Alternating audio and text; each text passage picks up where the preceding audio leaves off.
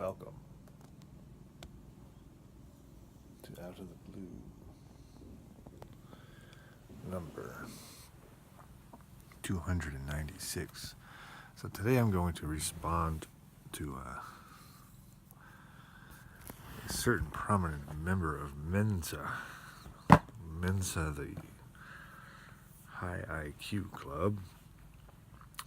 And they wanted some clarification on how Neo-Swedenborgianism proves God.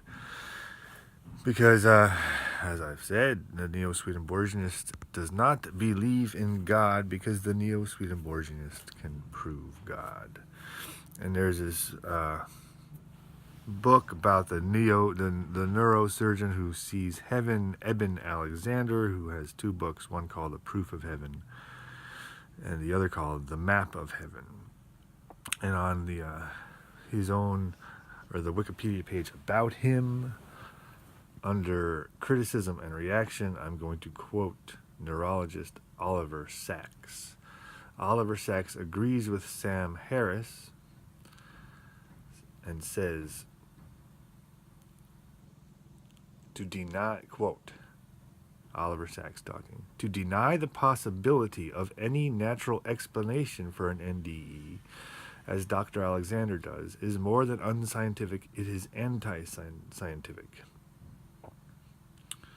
He goes on to say, the one most plausible hypothesis in Dr. Alexander's case is that his NDE occurred not during his coma, but as he was surfacing from the coma and his cortex was returning to full function. It is curious that he does not allow this obvious and natural explanation, but instead insists on a supernatural one. So, the supernatural explanation brings you into the category of faith and belief. And the Neo-Swedenborgianistic explanation is a natural explanation. Because what we're saying is it is only a subjective experience. That is the Neo-Swedenborgianist defense. It's only a subjective experience. But since we are these advanced creatures, it is a subjective experience which is a product of evolution. Right, so let's see. The NDE. So what they're saying is it only happens in the head. It is all in your head. It is natural. And the way Neo-Swedenborgianism, and now this is not some big proof that I'm creating. What I'm saying is that it is observable now that if you put this information in a certain order, it already proves the existence of God. So the information is already there. And this NDE phenomenon is being studied. And the reason it can be studied is because it happens at a consistent rate. It happens at a predictable rate. Okay, so it is only in the mind. Okay, what do we mean by it? This Eben Alexander meets a deity. He calls the deity Om. And other people meet this deity, which has a personality and exudes love and all this stuff. And so they often call it God. Okay?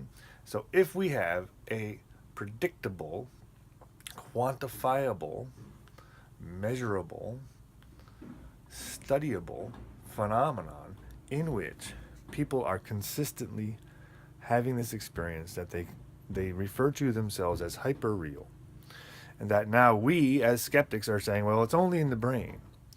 So this hyper-real experience is only in the brain. It is a natural phenomenon. Therefore, that all that explanation can be reduced to the fact that God is a natural phenomenon. It is a natural phenomenon that happens within the human perception, within the subjective world that we exist in. So it is not real objectively. It is not real outside the human mind. It is only real inside the human mind, which is coincidentally where we are. So it is only real where I am. So we're like in this horror movie, if you want to think of it that way. And it's like the kid in the horror movie. He's like, when the monster kind of makes some appearance and then disappears, and the kid says, that can't really be a monster.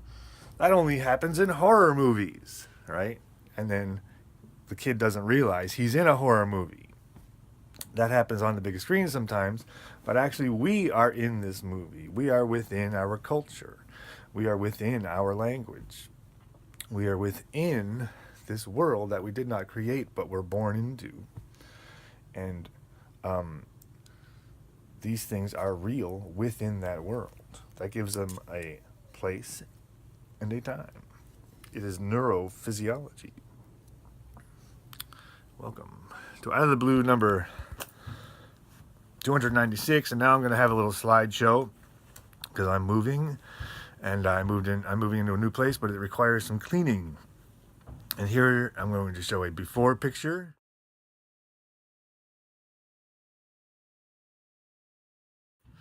And when you begin your cleaning with garden tools, it's a mess. So the before picture is cleaning the counter with a garden hoe.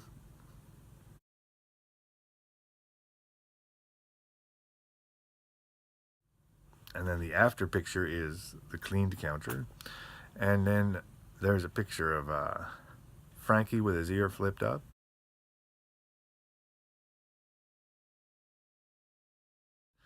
And then after the day of work, went out for a cup of coffee.